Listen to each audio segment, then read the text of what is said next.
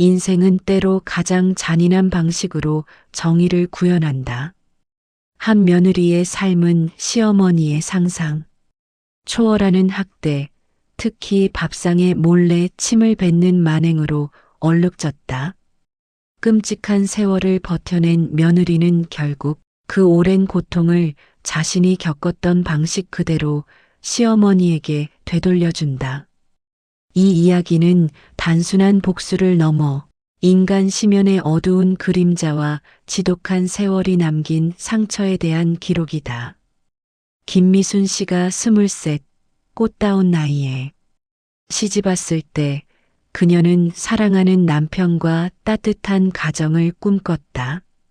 하지만 그녀를 기다리던 것은 시어머니의 서슬퍼런 눈빛과 칼날 같은 말들이었다. 시집살이는 고되었지만 미순 씨를 가장 고통스럽게 한 것은 시어머니의 밥상 만행이었다. 처음에는 눈을 의심했다. 시어머니가 곁눈질하며 미순 씨의 밥그릇 위에 고개를 숙였다가 들었을 때 밥알 위에 뭔가 촉촉하게 맺힌 것을 보았다. 설마 했지만 며칠 지나지 않아 확신할 수 있었다. 그것은 침이었다. 미순 씨의 심장이 쿵 떨어졌다. 분노보다 먼저 치밀어 오르는 것은 모욕감과 수치심이었다. 식욕은커녕 숨조차 제대로 쉴 수 없었다. 하지만 남편에게 말할 용기도 시어머니에게 따질 배짱도 없었다. 그저 묵묵히 밥을 먹는 척하며 밥알을 수석거리다 이내 수저를 놓았다. 시어머니는 그런 미순 씨를 보며 어린 것이 입맛도 없나? 요즘 애들은 시집와서 살도 안 찌고 그러니 애도 못났지 따위의 말을 아무렇지도 않게 내뱉었다. 그럴 때마다 미순 씨는 차라리 죽고 싶다는 생각에 사로잡혔다. 시어머니는 미순 씨에게 유독 가혹했다. 남편에게는 한없이 다정한 어머니였고 다른 식구들에게도 그리 악랄하지 않았다. 오직 미순 씨에게만 보이지 않는 곳에서 온갖 심술과 학대를 일삼았다. 밥상 위의 침은 시작에 불과했다. 옷에 뜨거운 물을 붓거나 새로 산 옷을 몰래 찢어놓거나 미순 씨가 아끼는 물건들을 감추는 일은 다반사였다. 하지만 그 모든 것 중에서도 밥상 위의 침은 미순 씨의 영혼을 갉아먹는 가장 비열하고 잔인한 행위였다. 미순 씨는 잠결에도 시어머니가 밥상 위에 침을 뱉는 악몽을 꾸었다. 꿈속에서 그녀는 비명을 지르며 깨어났고 식은땀에 젖은 채 밤을 지새웠다. 왜 자신에게만 이러는지 이해할 수 없었다. 결혼 전에는 그 흔한 연애 한 번 제대로 못 해본 순진한 아가씨였다. 시댁 어른들께 예의 바르게 행동하려 노력했고 남편에게도 헌신적이었다. 그런데 시어머니는 미순 씨를 마치 길바닥의 돌멩이처럼 대했다. 그녀의 존재 자체를 부정하는 듯했다. 시간이 흐를수록 미순 씨는 점점 메말라갔다. 밝았던 얼굴에는 그늘이 드리웠고 웃음은 사라졌다. 거울 속 자신의 모습은 더 이상 23의 앳된 아가씨가 아니었다. 푹 꺼진 눈두덩이, 생기 없는 입술. 그녀는 이제 식사 시간이 가장 두려웠다. 밥을 먹는다는 행위 자체가 고문이었다. 침이 섞였을지도 모르는 밥을 억지로 삼키는 순간마다 그녀는 속에서부터 치밀어 오르는 역겨움과 함께 자신을 향한 시어머니의 증오를 온몸으로 느꼈다. 이 지옥 같은 세월을 언제까지 버틸 수 있을까? 미순 씨는 매일 밤 눈물로 베개를 적시며 밤이 끝나기를, 아니 차라리 자신의 삶이 끝나기를 빌었다. 미순 씨는 이를 악물고 버텼다. 남편은 착했지만 시어머니의 그늘 아래선 늘 무기력했다. 미순 씨가 용기를 내어 시어머니의 만행을 몇 번 언급하려 할 때마다 남편은 어머니가 뭘 그러시겠어. 당신이 예민한 거 아니야? 라며 대수롭지 않게 넘기곤 했다.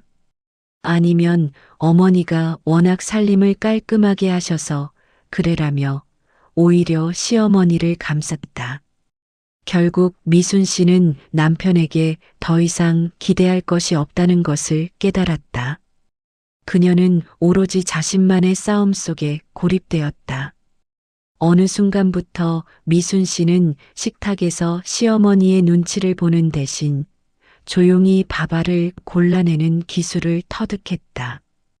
시어머니가 고개를 숙였다 들 때마다 그녀는 마치 숙련된 광부가 귀한 광물을 찾듯 밥그릇 안을 살폈다. 티나지 않게 그러나 정확하게 오염된 밥알을 걸러냈다. 역겨움은 여전했지만 적어도 속수무책으로 당하지만은 않는다는 작은 저항감에 그녀는 겨우 숨을 쉴 수 있었다. 세월은 미순 씨의 청춘을 앗아갔지만 동시에 그녀에게 단단한 껍질을 만들어 주었다. 아이들이 태어나고 미순 씨는 엄마라는 이름으로 다시 일어섰다. 자식들을 보며 그녀는 다짐했다. 이 아이들에게는 자신과 같은 고통을 물려주지 않겠다고. 시어머니에게 받은 상처를 자식들에게 투영하지 않겠다고. 그녀는 겉으로는 더없이 평온한 며느리이자 아내, 엄마가 되었다. 하지만 그녀의 마음속 깊은 곳에는 시어머니의 이름 석자가 피처럼 새겨져 있었다. 시어머니는 나이가 들수록 기력이 쇠하기 시작했다. 처음에는 허리 통증으로 고생하더니 이내 무릎 관절염으로 거동이 불편해졌다. 예전처럼 식탁에 앉아 미순 씨를 괴롭히는 일도 점차 줄어들었다. 그 모습을 보며 미순 씨는 묘한 감정에 휩싸였다. 시어머니의 쇠약함은 그녀에게 자유를 주었지만 동시에 또 다른 형태의 짐을 안겼다. 이제 시어머니의 식사는 미순 씨의 손을 거쳐야만 했다. 어느 날 시어머니가 욕실에서 넘어져 크게 다쳤다. 결국 침대에서 거의 움직일 수 없는 신세가 되었다. 온 가족이 미순 씨에게 매달렸다. 남편은 회사를 핑계로, 자식들은 학업을 핑계로 시어머니 간병을 미순 씨에게 떠넘겼다. 미순 씨는 한숨을 쉬면서도 묵묵히 시어머니를 수발했다. 식사를 준비하고 몸을 닦아드리고 약을 챙기는 일상. 사람들은 미순 씨를 효부라 칭송했지만 그녀의 얼굴에는 미소 대신 알 수 없는 비장함이 감돌았다. 시어머니의 침상 곁에서 밥을 떠먹여 드릴 때마다 미순 씨는 지난 세월의 악몽이 생생하게 되살아나는 것을 느꼈다. 밥그릇 위에 맺히던 그 불쾌한 액체, 그로 인한 모욕감, 그리고 억눌렀던 분노. 이제 상황은 역전되었다. 시어머니는 이제 미순 씨가 주는 밥을 먹어야만 살 수 있는 존재가 되었다. 그녀의 손안에 시어머니의 생명이 놓여 있었다. 묵묵히 수발을 들던 미순 씨의 눈빛 속에서 오랜 시간 봉인되었던 무언가가 서서히 깨어나기 시작했다. 세월이 쌓아 올린 굳건한 벽 안에서 복수의 칼날이 조용히 벼려지고 있었다. 미순 씨의 내면에서 거대한 변화의 파도가 일렁였다. 밤잠을 설쳐가며 생각했다. 내가 이러는 게 맞을까? 수없이 자문했지만 그녀의 마음속에는 이미 되돌릴 수 없는 결심이 자리 잡고 있었다. 시어머니가 의지할 곳이라곤 자신밖에 없는 지금이 그녀에게 가장 완벽한 때였다. 어느 날 저녁 미순 씨는 평소처럼 시어머니의 저녁 식사를 준비했다. 따뜻한 밥과 국, 그리고 몇 가지 반찬. 모든 것이 정갈했다. 하지만 쟁반을 들고 시어머니 방으로 향하는 미순 씨의 발걸음은 왠지 모르게 무거웠다. 시어머니는 침대에 기대어 앉아 미순 씨를 기다리고 있었다. 흐려진 눈동자에는 예전의 날카로움 대신 초조함이 맴돌았다. 미순 씨는 밥상을 시어머니 앞에 놓았다. 그리고 아무 말 없이 수저를 들었다. 시어머니는 입을 벌렸다. 미순 씨는 밥 한 숟가락을 떠서 시어머니의 입가로 가져갔다. 바로 그때 미순 씨는 살짝 고개를 숙였다. 아주 미세하게, 누구도 눈치챌 수 없을 만큼 짧은 순간이었다. 그리고 다시 고개를 들었다. 시어머니의 밥그릇 안 하얀 밥알 위에 아주 작지만 분명한 액체 한 방울이 맺혔다. 미순 씨는 숨조차 쉬지 않고 시어머니의 얼굴을 살폈다. 시어머니는 흐릿한 시력으로 밥그릇 안을 응시했다. 무언가 이상하다는 듯 미간을 찌푸렸다.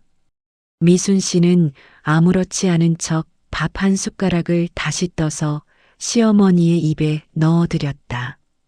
시어머니는 씹는 둥 마는 둥 밥을 삼켰다.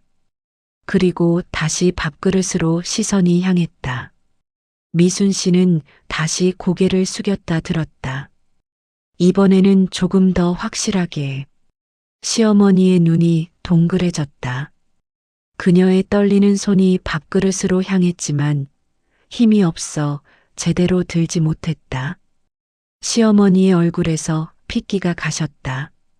그녀의 눈빛은 미순 씨를 향했다. 그 눈빛 속에는 경악과 함께 아주 희미하지만 분명한 공포가 스치고 있었다.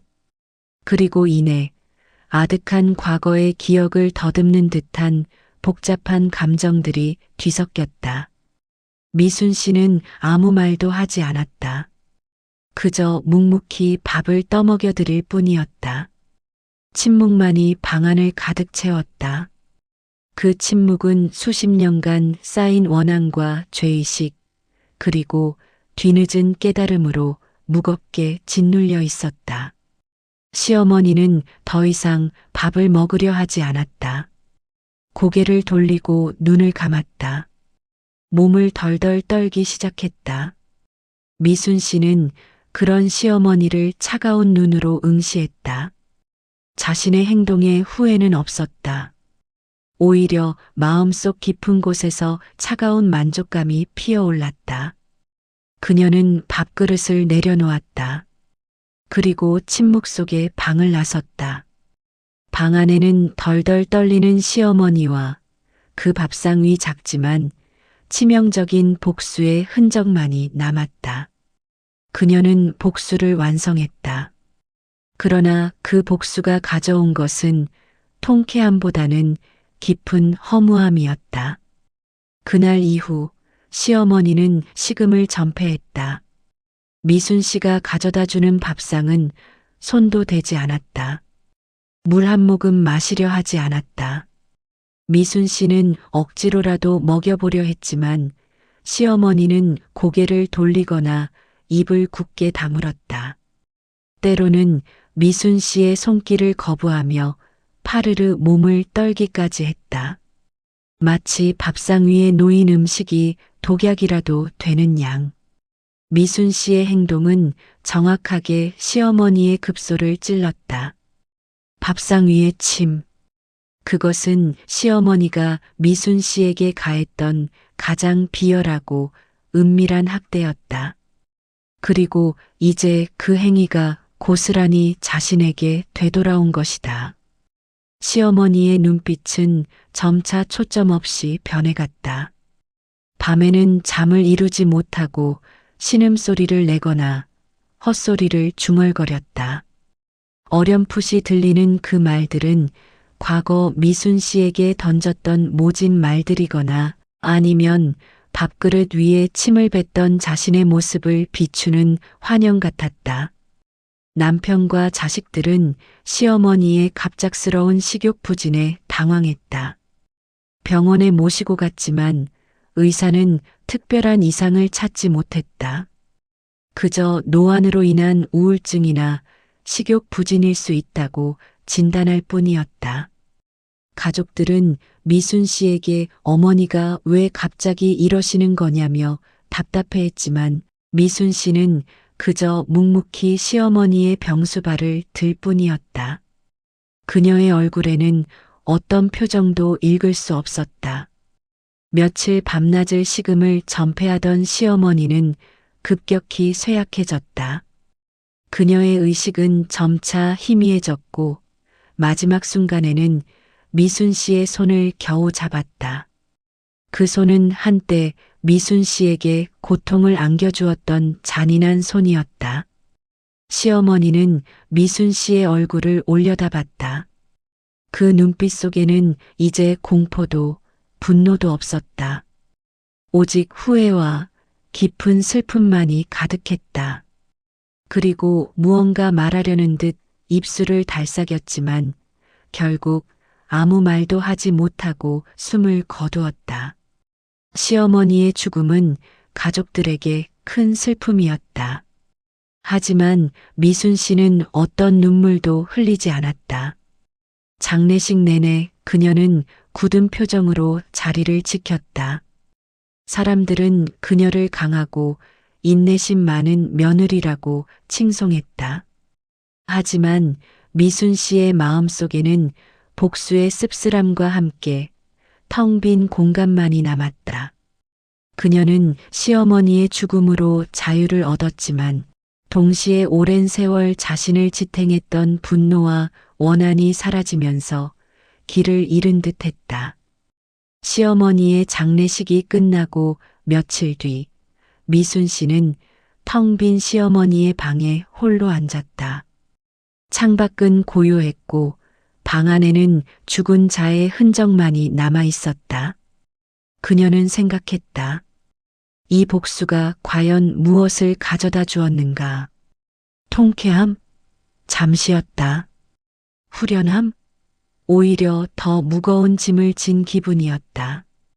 악랄한 시어머니에게도 어쩌면 자신만의 상처와 아픔이 있었을지 모른다는 막연한 생각마저 들었다. 그녀는 그제야 복수란 또 다른 그림자를 낳을 뿐이라는 것을 깨달았다. 자신의 영혼에도 지울 수 없는 얼룩이 생긴 것만 같았다. 그녀는 홀로 남겨진 방에서 하염없이 창밖을 바라보았다. 그녀의 삶은 이제 새로운 시작을 맞이했지만 과거의 그림자는 영원히 그녀를 따라다닐 것이었다. 이 이야기는 복수가 주는 순간의 통쾌함 뒤에 숨겨진 깊은 허무함을 보여준다. 한 사람의 고통이 또 다른 고통을 낳고 상처가 상처를 되풀이하는 비극적인 순환을 경고한다. 진정한 치유는 용서나 이해에서 비롯될 수 있지만 때로는 인간의 업보가 가장 잔혹한 방식으로 되돌아오기도 한다는 것을 깨닫게 한다. 고통의 씨앗은 결국 뿌린 자에게 돌아오는 법이다.